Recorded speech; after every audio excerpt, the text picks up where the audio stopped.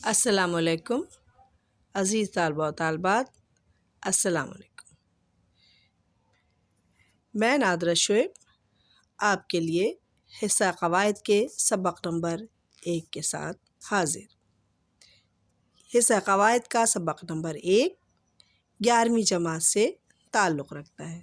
جیسا کہ آپ کو معلوم ہے کہ اب ہمارے گرامر کے نصاب میں تبدیلی کی گئی ہے، تو اس کی آسانی کے لیے میں نے حصہ قواعد کا ایک سلسلہ شروع کیا ہے۔ اس سلسلے میں ہم سبق نمبر 1 میں آج پڑھیں گے اشتقاق۔ اشتقاق کا لفظ شق سے ماخوذ ہے، جس کے معنی کاٹنا کے ہیں۔ شق نصف یا آدھا کو بھی کہا جاتا ہے۔ اس کے لیے دیکھیں، میں نے آپ کے لیے 2 مثالی تصویریں لگائی ہوئی ہیں۔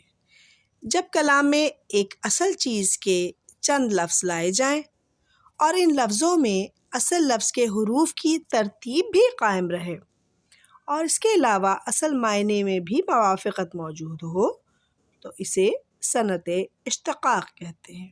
مثال دیکھیے گا، دن کٹا جس طرح کٹا لیکن رات کٹتی نظر نہیں آتی۔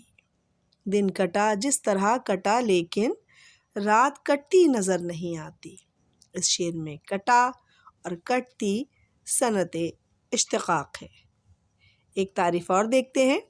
ہم اشتقاق کی تعریف یوں بھی کی جا سکتی ہے کہ 2 یا 2 سے زائد الفاظ جن کے اصل ایک ہوں، یعنی ایک مصدر سے ہوں، تو انہیں بھی اشتقاق کہا جاتا ہے۔ مثال دیکھیے گا، تو میرے حال سے غافل ہے پرائے غفلت۔ تو میرے حال سے غافل ہے پرائے غفلت، تیرے انداز تغافل نہیں غفلت والے۔ دیکھیں، اس شعر میں غافل، غفلت اور تغافل اشتقاق کی اچھی مثالیں ہیں۔ ایک اور تعریف دیکھتی ہیں۔ آپ کی آسانی کے لیے میں نے کوشش کی ہے کہ مختلف تعریفوں کے ذریعے اشتقاق کا تصور آپ کے دماغ میں بچھایا جائے۔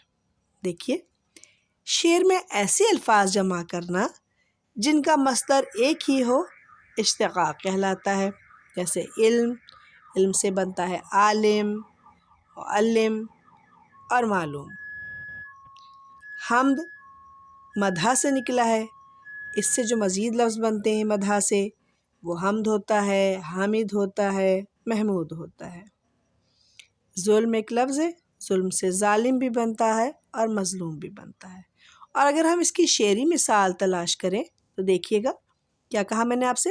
شعر میں ایسے الفاظ جمع کرنا جن کا مصدر ایک ہی ہو اشتقاق کہلاتا ہے۔ تو اس کی شعری مثال دیکھیے، مرتے ہیں آرزو میں مرنے کی، موت آتی ہے پر نہیں آتی۔ اس مثال میں مرتے، مرنے اور موت اشتقاق ہے۔ امید ہے کہ آپ کو صنعت اشتقاق اچھی طرح سمجھ میں آ گئی ہوگی۔ اب ہم اگلی ویڈیو میں سبق نمبر 2 کے ساتھ آپ سے ملاقات کریں گے۔